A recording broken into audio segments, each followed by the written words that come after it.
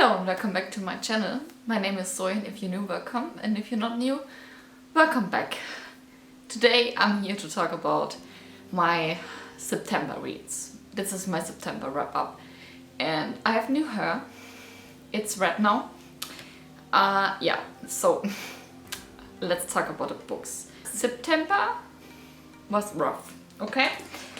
I don't know how, I know how, but I managed to finish 12 books in September.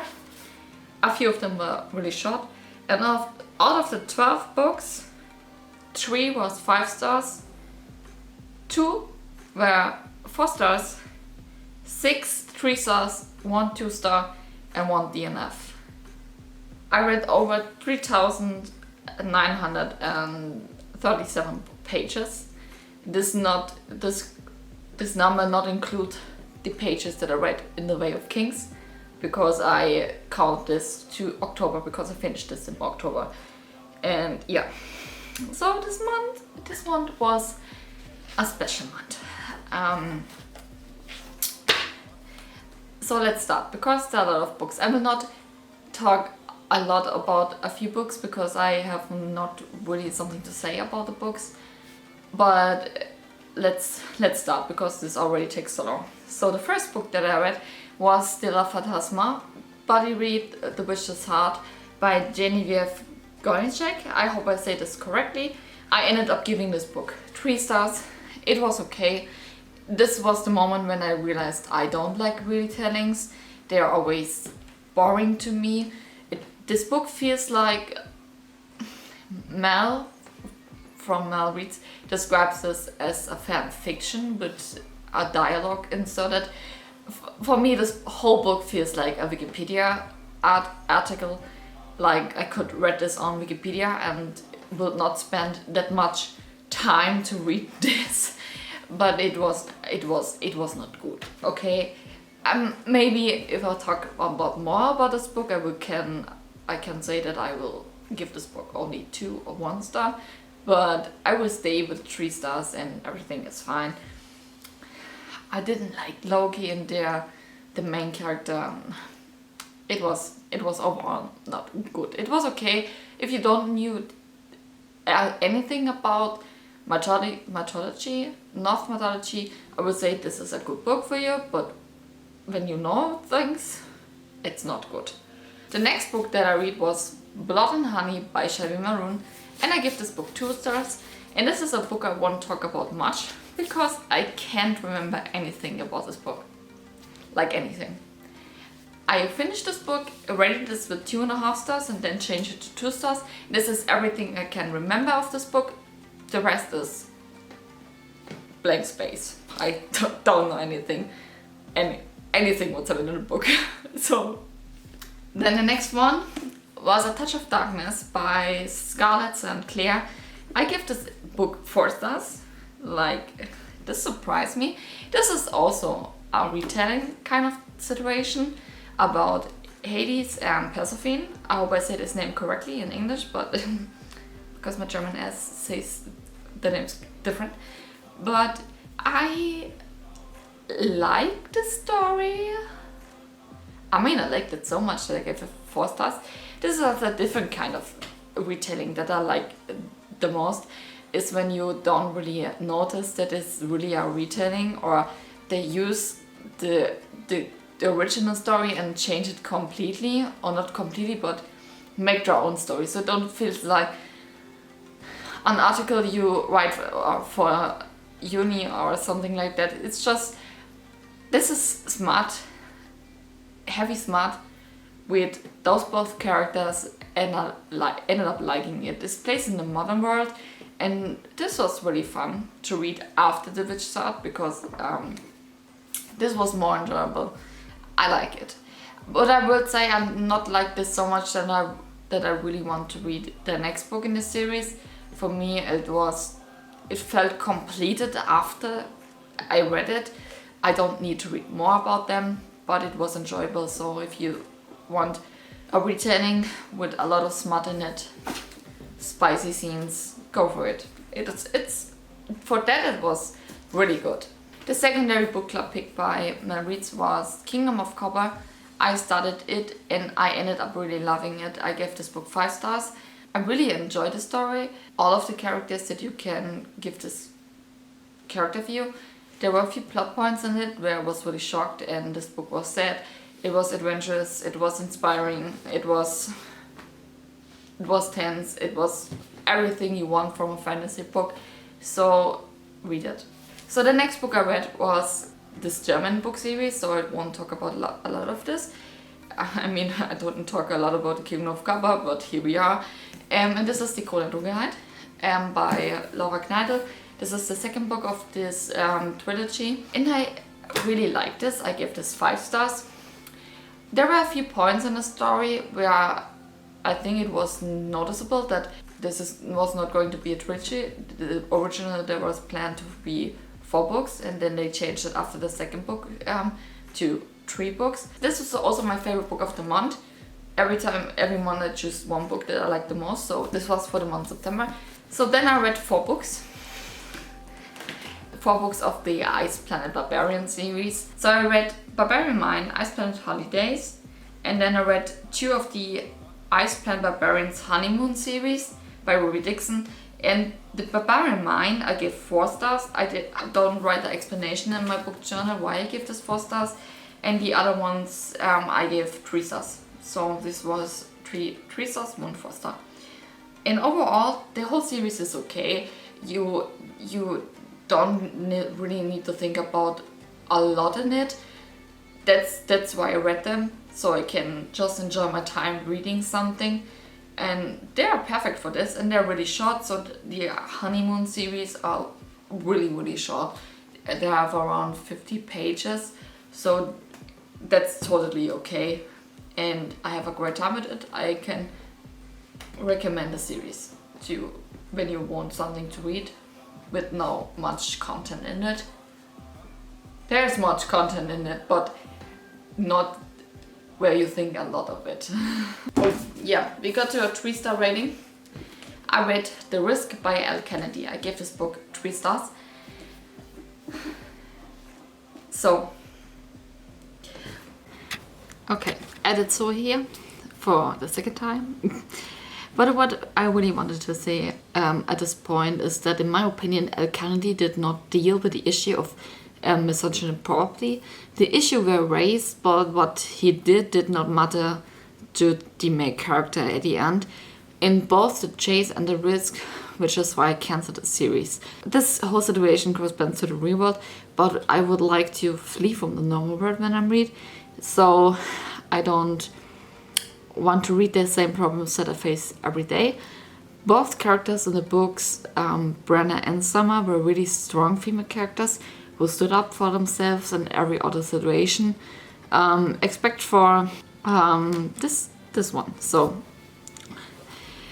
what I really hated in this book was that Summer, let's talk about The Risk first. Then in The Risk, Brenna had this job interview with this boss, and this boss was really bad to her. He hates women, and she ended up not getting this job that she wanted, maybe because of the reason that he hates a woman. So, but she said that she still wanted to have this job because that in the end he's not her real boss. And I don't know how it works in the US, but in Germany, when you have a job interview, you have this job interview with the person that is your boss afterwards. So I don't know what she's talking about, and I really hated this. And Brenna is a strong female character, so she can really stand up for herself. So yeah, I don't really like this. And the same problem was in The Chase with Summer. And Summer stood up for herself. She got sexual harassed by her professor, and she talked about this with the dean, and the dean said no, that didn't happen, so Summer don't talk about this anymore. But Fitz, her boyfriend, got also a job opportunity at a company that where he can work as graphic designer for video game, and the boss of this company reached out for Fitz. So Fitz doesn't apply for this job. The boss reached out to Fitz, and then they were at this gala or whatever this was, and his boss was really, really ugly and disrespectful against Summer in front of all these people. And Fitz said, yeah, I don't want to work for you because you're this misogyny asshole who harasses my girlfriend in front of everyone. And this was good, but then in the end, Fitz still works for him because the boss said sorry, and yeah, I didn't really like this. So Al Kennedy writes this non-fiction world, and I really wish that she would have a better resolution at the end, that actually something happens to this man, that they have to deal with the consequences that he does, or what they does, the man. And like, I mean, I would say I'm a feminist and I try to stand up for myself, but I know a lot of women don't do this, because first of all, when these situations happen to you, you are too perplexed that you didn't really realize what's happened, but both of the characters really recognize early what's going on, so they have enough time to stand up for themselves. And this is a fiction book, like I said, so I really wish that she had a better resolution for it. And yeah. And my final words of this in here are: girls, women, stand up for yourself, and boys, and everyone should stand up for themselves when they have the feeling that they are not treated right.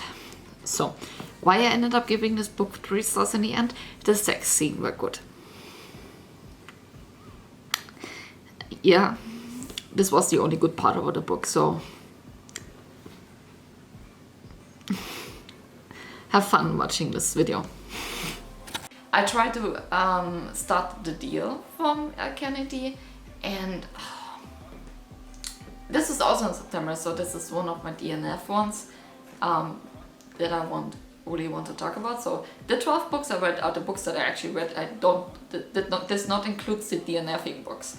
But I started the deal and I DNF'd this, also by Al Kennedy, because I hate that she uses rape as a plot point of the character.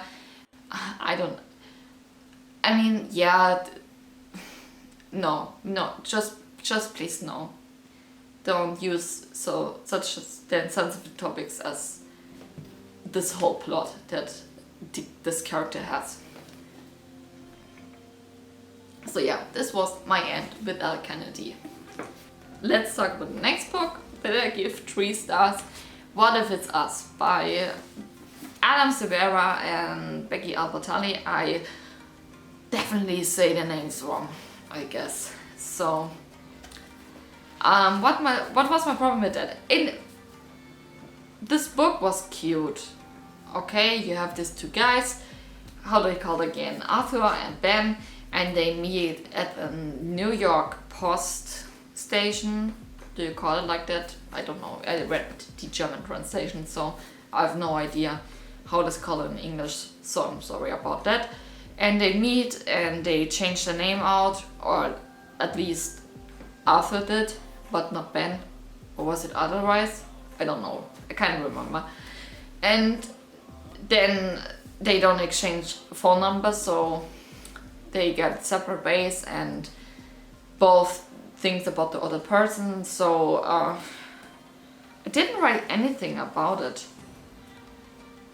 And I think, yeah, Arthur stalks the crap out of Ben to find him. This was kind of creepy and scary to read how much of stalking skills he develops in this whole book. But Ben did also the same, so it was okay. But my first problem with that is, this book was written in 2018, 2019. Yeah, 2018 it was released the first time. My question for both of the authors, they will never see this video, but would you write this book the same way that you did back then, today? Would you write the characters the same way? Because these characters are huge crushes, especially Ben, have this huge crush, or this is a huge fan on Harry Potter. And this felt like a promotion book for Harry Potter. Every single chapter when Ben was mentioned, or Ben's kind of view of the story, he talks every time about Harry Potter. He writes his own book series, a fantasy wizard book series, that the book covers are inspired by Harry Potter. And when they talk to his friends, and they exchange like house goals with each other, house numbers, like 10 points for Gryffindor, and then the other friend is like, oh, you know that I'm not a Gryffindor, I'm a Ravenclaw, and I'm so, oh, I'm sorry, 10 points for Ravenclaw. And every chapter this one was mentioned, and when not Ben was in his view, and it was Arthur, he always talks about this musical Hamilton, and I don't know what Hamilton is. I don't know which, so I was so confused the whole time, and I don't want to Google it, what Hamilton was and is and what's about, because I want to read a book about his characters. I want to read our own book about the characters and don't want to have a recap of the Harry Potter series or about Hamilton, because this is not their time to shine. This is not their book. After that I have a huge need to read the Harry Potter series, but this is not the whole point. I bought the book and buy it to get a full promotion from Harry Potter. And they also mentioned Harry Potter and the Cursed Child every time when it was in the New York broadcast, Broadway. They were like, oh yeah, we were in this several times, or I want to go into this, and then they in the next chapter they talk about Hamilton, and this was so annoying. This was pain in my ass. No. Please write your own fucking book and don't talk about a different book in your own book. Because now J.K. Rowling is this, the one who don't talk about their name, who is transphobia and this disgusting woman, and everyone hates her, like as everyone should. But yeah. My final question is, would they both write this book the same way that they did back then? With the information they had now about J.K. Rowling? I think not. So, Space Trouble by PC Cast and Kristen Cast was the book club pick by Olivia from Olivia Reads Aloud. I didn't have this. I am too old for this book. This was my only issue. I'm too old for this book. And then I read by Isabel Allende. This is one of my 5 stars this month. Yeah, so 2 fantasy 5 stars and 1 non-fiction book was on 5 star for me. What? A 5-star non-fiction book? But this is about Isabel Allende. Isabel Allende is an author, and I didn't say the title, but this is The Soul of a Woman, I think the English title is it. And I really like the story. So you have Isabel Allende is an older woman now. She was born in 1942 in Lima, and I really liked how she writes about feminism. You get first of all you hear her story, how she grew up, how she was raised, when she was married first and then divorced, and this kind of stuff, and how she got told to be a woman at a young age back then, to this time where it was not good for women. And I mean, the whole place she grew up was also not a good place for women till today. So I really like this. And then at the middle of the book you get to a point where she talks about the issues in the world, how many problems women have in Asia and Africa and those kind of places. And I cried a lot while reading this book. I already knew a lot of the things that she mentions in there, but every time it's shocking for me to read about it, and I really like this. And this book feels like I talked to my grandma, but to a open mind grandma, and this was great. So this was all the books. I had a pretty not so great September. I hate everyone. I hate almost every book, even though when I gave this book a 4-star or 5, no, my 4 and 5 stars were good, but my 3 stars were also like, these are good 3 stars. They couldn't be less, but let's give this book 3 stars. So if one of this was your favorite book, I'm sorry that I maybe talk shit about this, but I hope you know what I mean with that, what I say. So if you like one of these books that I give a bad rating, I'm so happy for you, but please don't take this personally that I don't like the books. That's completely fine. So I hope you liked the video, and I hope you have a great September read. I hope it was better than mine. Which was your favorite book in September? You can write this down in the comments down below. So then my social media is linked down in the comments down below. If you want to follow me there, if you want to follow me here on YouTube, so you don't miss a video, I will be happy to have you here. And then this was it, and I will see you in my next video. Bye.